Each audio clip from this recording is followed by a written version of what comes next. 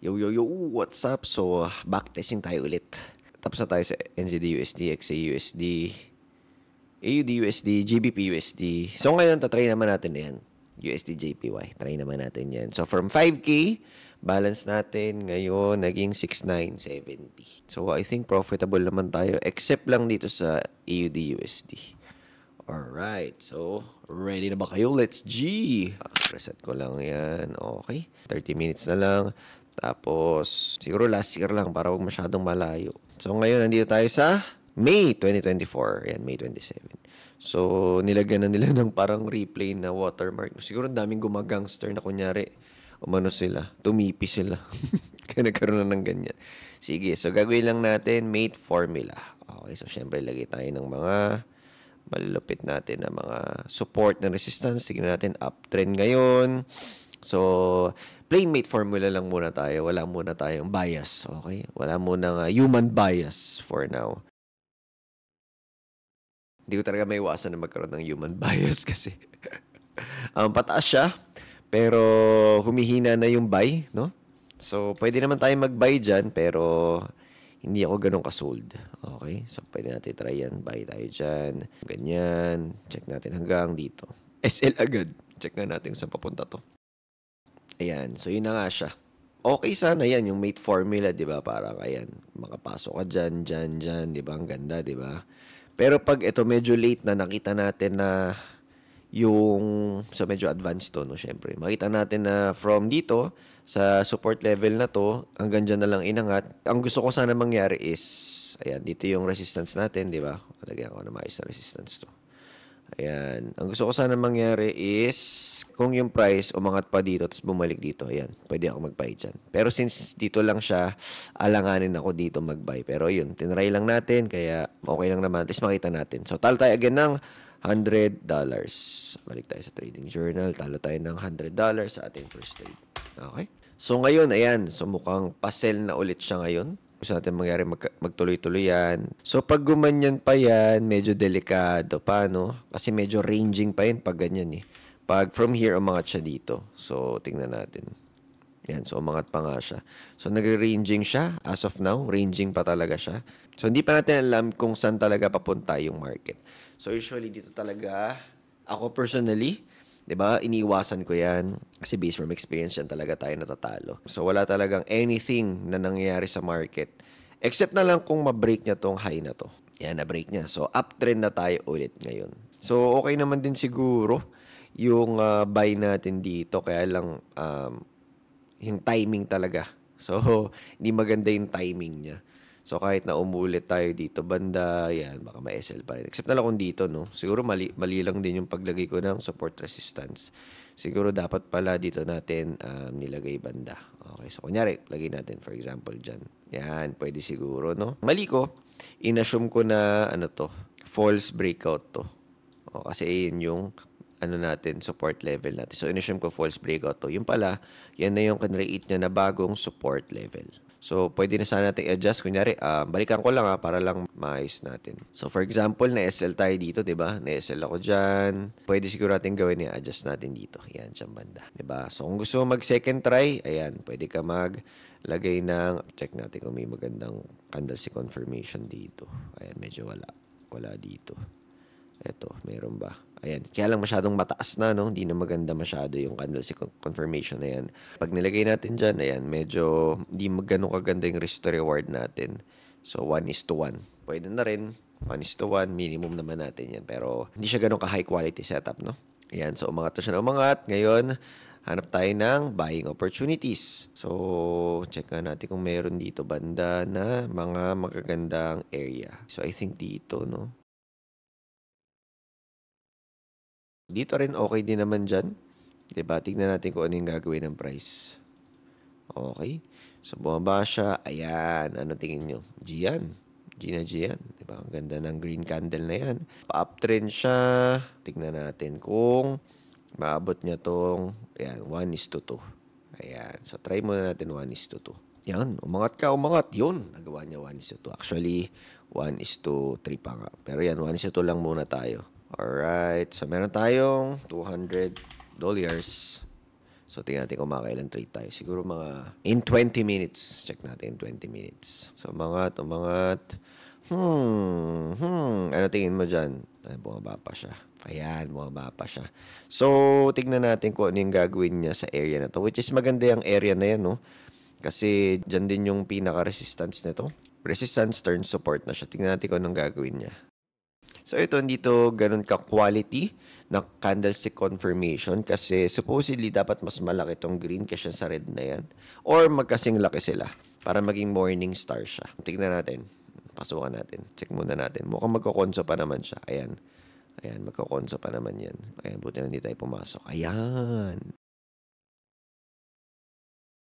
Yun, bumaba pa nga siya. Ayan, sige. Gusto ko sana mag-buy dito, pero check tayo candlestick confirmation. Wala! Buti na hindi tayo nag-buy. Okay, bumaba na siya ng bumaba. Ayun, so bumaba na nga siya ng bumaba. Papalit ba tayo ng bias since nalagpas siya dito sa EMA 200? Ano tingin nyo? Base dito, nagpalit na siya ng trend. Pero, ang gusto natin mangyari, sa nakikita natin, kailan mabasag muna niya tong support na to para masabi nating G na talaga. Downtrend na talaga to. Okay, so nabasag naman pero weak lang. Tingnan natin kung merong magandang body na babasag dito. Ayan, so hindi pa niya nabasag. Ayan, so umangat pa nga talaga siya. So pag nakita natin yan, ito isa sa area of alignment natin, ito support, binasag, ganyan. Ano tingin mo, magsisell ba tayo dyan? So depende sa yan, no? Pero ang maganda is sobrang lakas ng mga nagsisell. Kaya pwede tayo mag-sell dyan. Sige, sell tayo dyan. Ayan. So dito, pinipredict natin or ang gusto natin mangyari is magpalit na siya ng trend. Which is di pa natin ganun nga nakikita kasi nga hindi pa basag to. Kailan mabasag mo na yan. Pero for the sake of the example, sige, try natin yan. Since basag na naman yung EMA 200, try natin. So kung titignan nyo, okay naman talaga yung trade. Malakas yung sellers, nag-pullback, pero hindi pa rin talaga nagko-quit yung mga buyers. Yun yung nangyayari. Kasi kung nag-quit na yung mga buyers dyan, basag tong support na to, 'di ba? Tapos ito na mangyayari dyan, dire-diretso na baba. So ngayon, hanging on pa ang ating mga buyers. So tingnan natin kung ano yung mangyayari dito. Ayan. So panalo pa rin talaga yung mga buyers. So talo tayo ng $100. Okay, ganda nun. Ganda nung ano na yun, example na yun. No?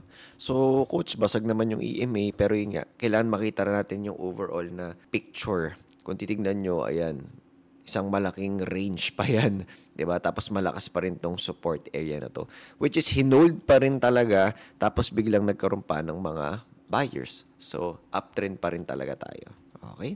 Or pwede mo sabihin na ranging. Alam naman natin na sa ranging talaga tayo umiiwas, no? Yan, katulad niyan, sobrang nag-range na talaga siya. Yan, up, down, up, down, up, down. May mga range traders tayo sa community. So, ito. So, if tinitrade nila to malamang profitable sila sa mga times na to. So, kasi niiwasan ko to. Yan, katulad niyan, di ba? Hindi niya alam. Ano ba talaga? Bababa talaga ako, angat. So, tingnan natin. So, as of now, nag-create siya ng higher low from this low. Okay, so tingnan natin kung gagawa pa siya ng isa pang higher low. Okay, tingnan natin. Ayan, so hindi. So, magulo pa rin talaga siya. Ayan na, magulo pa rin talaga siya. So, minsan kung medyo nainis ka sa market as USD JPY lang tinitrade mo, baka mag-buy ka rin talaga dyan. Pero ayun nga, sabi nga nila, trading is 80% sitting down and being patient and just 20% trading. Diba? So, kailan mas maging patient tayo. Yun!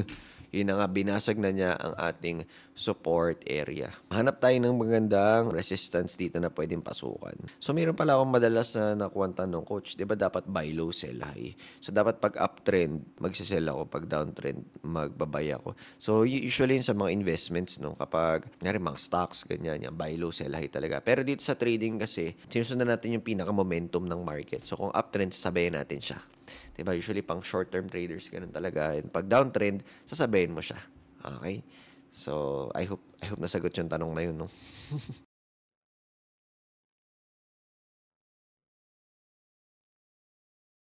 Ayun, bumaba. Hindi na ako binigyan ng right shoulder. So, nakikita ko dyan, no? Head and shoulder, no? So, kung ito bumalik dito, papasok sana ako dyan. Pero hindi na ako binigyan ni market. So, okay lang yun. Ganun talaga. Wala kasing ibang papasukan kung di dito sana. Kaya lang, biglang nag-create siya ng ganyan. So, hindi natin alam kung ganyan ba gagawin niya or what. So, hinihintay ko sana na gumanyan siya ng malakas tapos bumalik dito. Pero hindi niya ginawa yun. So, wala tayong trade. At bumaba na siya ng bumaba. Ito masyado. Baka malayo na ito masyado. Pero tignan natin. Meron kaya tayo sa gitna. Kung gitna, baka, ayan, ito na lang. Tignan natin kung anong gagawin niya sa mga area na yan. So, dito, nagkaroon naman siya na reaction yan. May mga green. Yan, di ba? Pag umangat yan ng onti, papasok na ako. So, unang pumasok. Delikado pa rin talaga. Kuha tayo dito. Tingnan natin kung anong gagawin niya dyan. Wala. Hindi niya pinansin. Umangat siya na umangat. Ayan. Ano tingin mo dyan? Lakas kasi. Hindi ako pwede mag-sell dyan. Ang lakas ng green, no? Hindi tayo pwede mag-sell dyan. Ayun na nga, di ba? O, ang lakas niya, di ba? So, may sinundo lang dito. Pero bumaba pa rin siya. Sobrang challenging nitong USD JPY ng mga times na to. Pwede. Sige. Kaya lang medyo na-late lang ako. Try natin to, ha? Yan, 2.5. Tingnan natin. Oh, nawala. Ano nga oras to? Umaga na bigla. Magbago ihip ng hangin. Oh, yun na nga. Bigla umangat.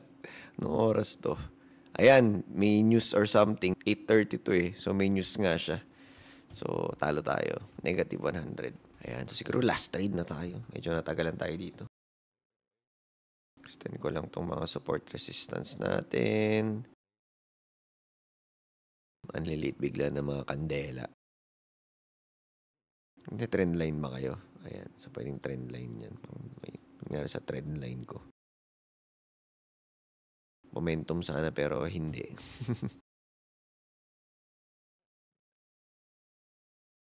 Yung, tinan mo. Sobrang gulo niya talaga, promise. Diba? So, hindi natin alam kung ano yung mga nangyayari dito. Anong oras to? So, ito 8 o'clock, 8:30. So, malamang may mga news or something dito and malamang USD related kasi gabi siya. Oh, tingnan mo bigla umangat. Nangyari dyan. Ayan. So, very important din talaga na maging patient tayo, no? And isa rin to sa struggle kapag isa lang yung currency pair na titignan mo. May mga pros and cons eh. For example, pag USD-JPY ang titignan mo, tas sobrang gulo niya for around months or weeks, wala ka talagang trade. At least sana may tatlo ka titignan na currency pair. Sa umpisa pwedeng isa, pero again, may mga pros and cons talaga. So, dati sinasabi ko mag-isang currency pair ka lang muna. Pero paano kung biglang natsambahan mo na ganito yung itsura ng market? Sobrang gulo. Baka hindi maging reliable yung data mo. So maganda rin na mag-try ka ng ibang currency pairs para magkaroon ka ng different data na pwede mo i-compare. So kasi kung ano ka, kung for example bago ka, tapos makita mo yung ganitong kagulo na data, pwedeng sabihin mo hindi gumagana yung strategy or what. Pero what if yung season lang na to, yung hindi talaga gumagana sa strategy mo? What if the rest of the season, sabihin natin which is 70% o 50% ng season gumagana strategy mo? Sayang naman. So parang nagpalit ka ng strategy, nag-tweak ka or anything. Yung parang hindi strategy yung problema. Yung season lang na yun dun sa tinitrade mo na strategy na. So sobrang hindi ganun kadali talaga yung forex trading. May pagka-complicated siya and it really takes experience, no? So again, mas okay na ako na try mo yung strategy mo, tapos nasa chart ka, kasi nag-aral ka lang. Mas G talaga ako sa application, develop mo intuition mo, develop mo yung confidence mo, tapos magkaroon ka ng chart time, magkaroon ka ng experience. At some point, gagaling ka talaga. Wala talagang choice, kundi gumaling ka, maging skilled ka. Lalo na kung nag-journal ka, ginagawa mo assignment mo, may community ka. As of now, yung May 2024 ng USD-JPY, hindi ganun kaganda. Down tayo ng negative $100 sa USD-JPY. So, ayun lang. I hope meron ka napulot dito sa video na to. And if meron ka pang mga tanong, comment ka lang sa baba. Yun lang, kita sa next video.